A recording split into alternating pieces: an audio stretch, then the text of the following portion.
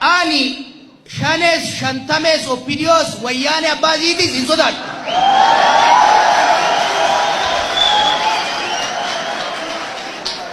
Hoggaan asii galus woboo sabdadheetii miti opinions sabdadheetii miti uummata Oromoo qofa.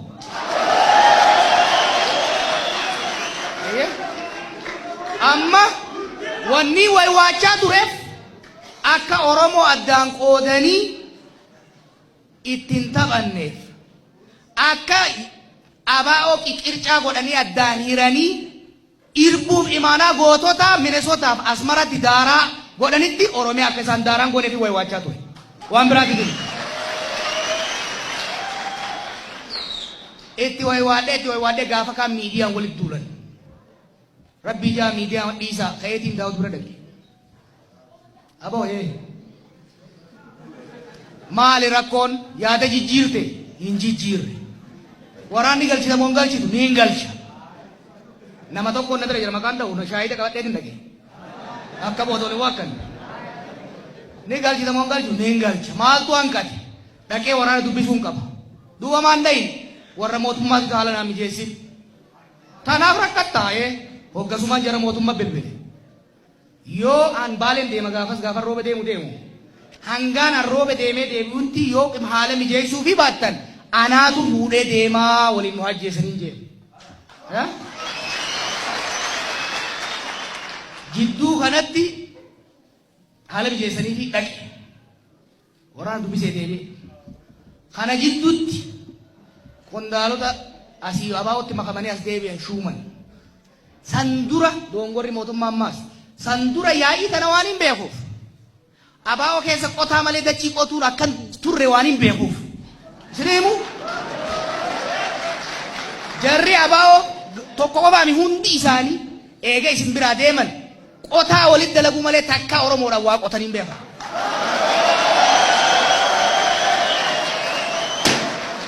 Akka jarri kun rabshaan goonee fi akkaan daaba dhufe. Gaafaan dhufe maal wajjiteenye haasoyne muummichi ministeera Dr. Warqinaa Lamma qondaalota waraanaa kana murnootuma birallee gara federaalaa bakka isaan Oromoo fi murna kanaa waliin dhufne yoo waa kan nu beektan yoo isin gargaarsifachuu barbaaddan bikka warra kalee wal madeessaa wal daakaa turan sanii walitti hin dhufne muudaa bikka Oromiyaa kanatti hin fidinaan jeen sanii walii galle. Jarri kunis sharri mallasaa keessaan baatu fuudhanii muudan. Qondaalonni waraanaa kun bikka san inni malan angaruu yaa'iin akkan dhufne sababa isaan dhabsiisuudha jecha bikka biraa isaa Wallagga jiru muudamni kun dhufne. Muudamni kun dhufnaan dubbiin baddee jee dhufe.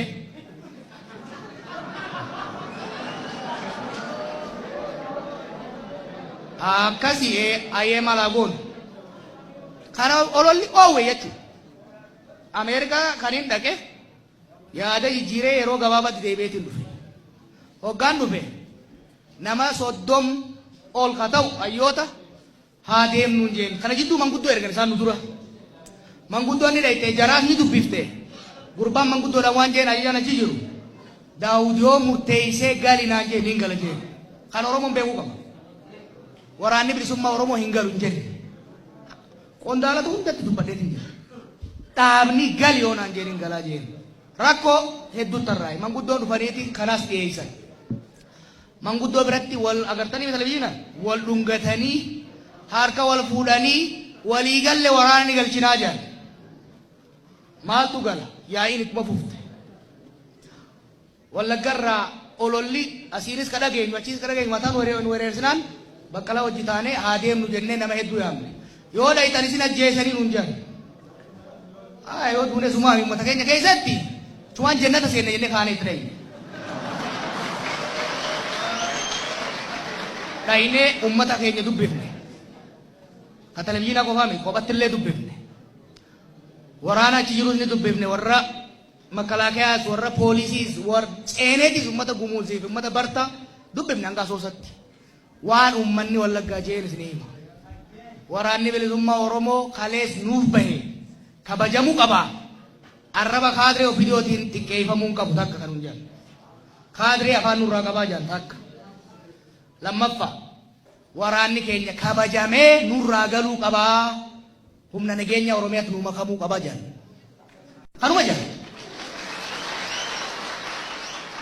waraanni kun nu keessa taa'ee nu loluu qabaa kajee nama xiqqaa hedduun ummataa hubatee jira jechuudha kanaafi rakkoo diinagdeetiif hunda gabaasa fuula deebisatii fuunee cuunfaasaa ka PowerPoint maxxansine agartanii mi itti dhiyeessine bakka lammaan jirutti bakka Daawud jirutti bakka Jeneraal Birhaanuun jirutti namoonni biraas hangi tokko jiranitti anaaf bakka laan dhiyeessineef amma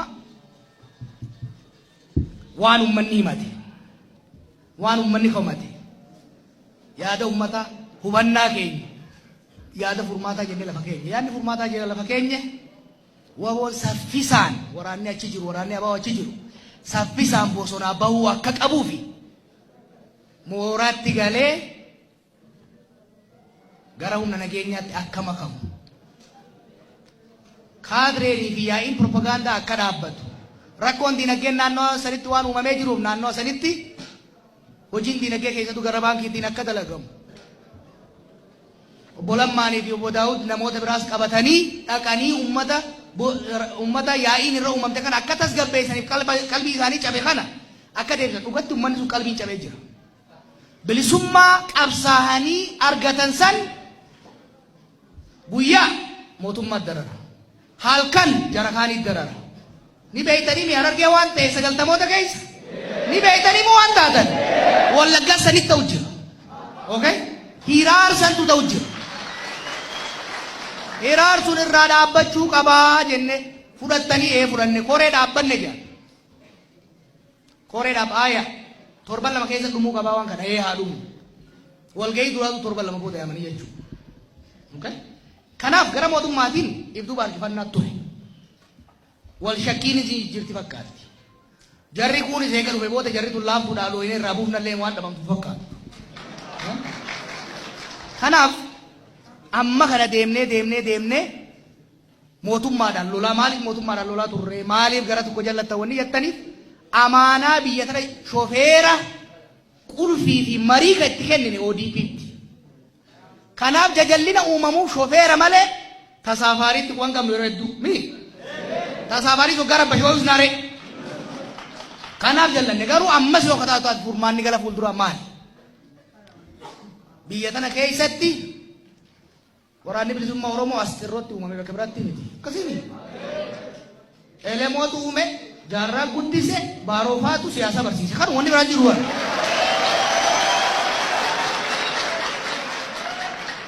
waraanni bilisummaa Oromoo kan jaarame jaarraan waan tokko isiniif namni hin beeku namni hedduun hin beeku kana jaarraan ilma nama guddaati warra beekamaa ni beeytanii aristokrasiidha rakkoon takka isarra geessee hin beeytu rakkoo keessattuu hayyoota Oromoo makiinarra jirtu kana argeeti lolee gara asaboot kana dhufeen se'anaa naannoo kana dhufee achi hoggaa ta'u uummanni roorroo arkee qallitti takka jaarsa jalaa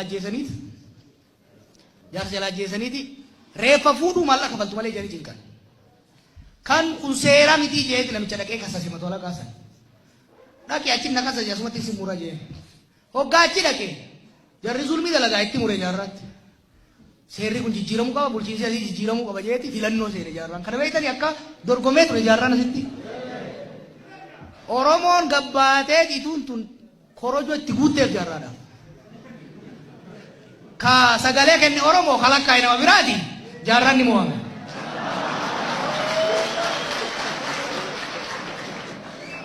eega mana murtii yaale filannoo yaale sirni sun zulmii akka ta'eefi barbadaa'uu akka qabu mana murtiillee akka dhageenye sagalee uummatallee akka dhageenye sagalee qawwee qofa akka dhaga'u beekeeti asii karaa machaaraa kanaan muree baalee dhaqee waa qofaatti dabalameeti samboota elemoo fa'aa wajjin dhufee waraana bilisummaa Oromoo dhaabe akkasiini waraanni bilisummaa Oromoo ka dhaabate bilisummaa uummata Oromoo argamsiisuudhaaf diina afaan qawweetiin dubbatu afaan qawweetiin dubbisuudhaaf mootummaan yeroo sanii mana murtii dhaga'uu diddee filannoo dhaga'uu diddee teessee namaan mari'achuurra dhaabattee nama dhukaas waan filatteef teessisuudhaaf qawwee qabatee itti bahe akkasimi arra mootummaan tun akka feenus ta'uu baattu kaleessa xurii kaleessaas qabaattu ta'anii nu dhagaa jiran moon jiran jara kana loluun mirga qeequun mirga arrabsuun mirga jara isin dura tattaa'u kana qawween dha'uun mirga jara kana rasaasa dha'uun sirriidha waraanni bilisummaa Oromoo jara kana dha'u isiniif qabsaa'are no okay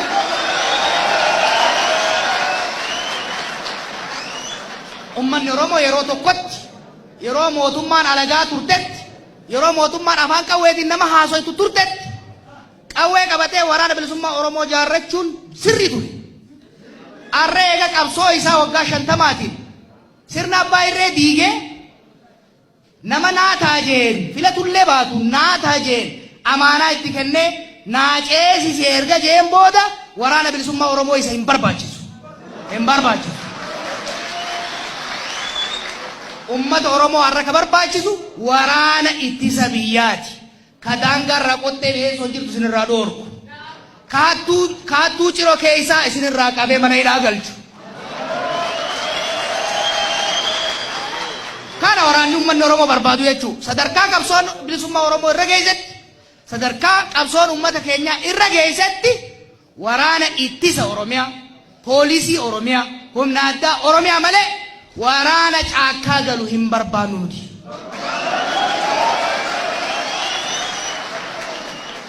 har'a bakka wal bira teenyutti bakka Daawudii fi Lammaan yeroo barbaadanitti wal arganitti bakka Daawud yeroo barbaadetti Abiyyi bira dhaqutti waraanni Abiyyi hogganu fi Daawud hogganu gidaamitti wal ajjeesuun haraami sirri miti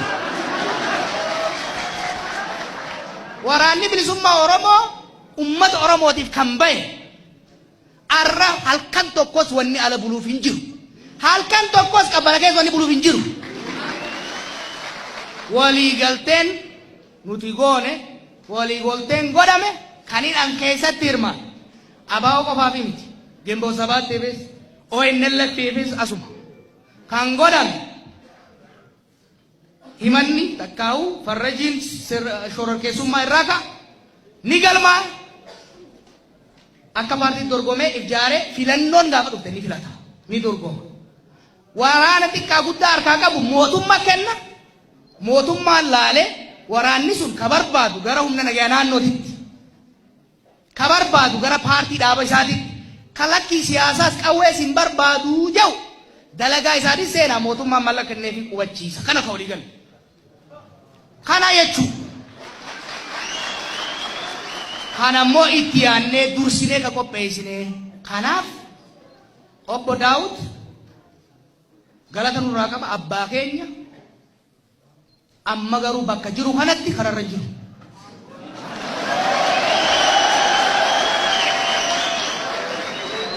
sababa xixiqqaa tuulanii warri mootummaa rakkoon qabu jechuu kiyyaati sababa xiqqaa tuulanii waraana alatti teessisanii fi finfinnee taa'uun hin ta'u kanaaf yoo Oromoodhaaf yaade yoo Oromiyaadhaaf yaade yoo ijoollee isa amantee bosona baadisaniif yaade osoo oolee hin bulle tokko waraana dhaabu lola dhaabu lammaffaa ajaja ifaa kennee waraanni bilisummaa Oromoo mooratti galee leenjii barbaachisaa fudhatee akka fedhii isaatii fi mootummaatiin mootummatti makamuu qaba kanuu akka furmaani biraan jiru kanarratti jaarsummaan hin barbaachisu mokkorre bari yaalle jaarsummaa yaalle rabbi kadhadhaa isin hin jenne rabbiis itti kadhanne jaarsaas didanii rabbiis yoo didan rakkoonta biraati wanni tokko ifa haa ta'u jallaa keenyaafis haa ta'u ka ormaatiif wanni takka ifa haa ta'u jijjiirama nama 5,000 karaa cufi dukkaana cufi kaan jeen ijoollee 5,000 wareegamatti oofe beeke dhiiga isaaniitiin na harka jira abadan abbaan fedhe aduuf malee jijjiirama kana duuba deebisuu ittiin deebinu dhaabni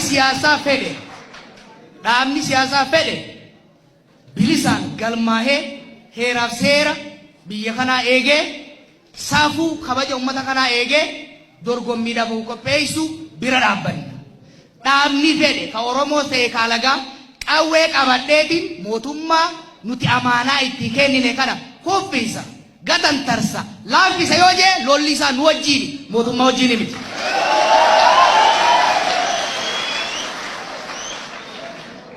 Kanaaf wanni ummanni keenyas jechuu qabu wanni nullee bira dhaabachuu qabnu kanuma jechuudha. Rabbii jaa waa hedduu yaalame dhugaan isin hin jaa. Jechi hiikkadhaa jiru hin taane jennaan lakki namni hiikkadhaa jeen jiru jeneraalota bira taa'ee anu qawween isin jara kanatti hiikan hin jirtu ummata itti hidhe. Jorree ummanni daangaanuu miidhamu jira dhugaa laal naannoo Wallaggaa san billallee ummata irraa hiikan. Qawwee ummataaf haa kennanillee jenne. Lakkii qawwee ummataaf kennee galuu hin dandeenyu nama nu jara kana jennaan qawwee qabadda. Kaampii mootummaa waamanuu baattan nu hayyoonni nu isiniif qopheessina.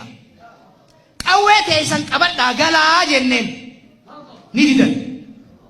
Okay? Dhugaa qabnaa jechuudha. Gara mootummaatiin badiin hedduu. Garuu wanni tokko ifa haa ta'u. Jallaa keenyaafis haa ta'u ka ormaatiif wanni takka ifa haa ta'u. Jijjiirama nama 5,000 karaa cufi dukkaana cufi kaan jeen ijoollee 5,000 wareegamatti oofe beeke dhiiga isaaniitiin na harka jira. Abadan abbaan fedhe aduuf malee jijjiirama kana duuba deebisuu ittiin dhiifnu. Dhaabni siyaasaa fedhe bilisaan galmaahee heeraaf seera biyya kanaa eegee saafuu kabaja ummata kanaa eegee dorgommiidhaaf qopheessu bira dhaabbanna. Dhaabni fedhe ka Oromoo ta'e ka alagaa qawwee qabadheetiin mootummaa nuti amaanaa itti kennine kana kuffisa gatantarsa laaffisa yoo jee lolli isaa nu wajjin mootummaa wajjin miti.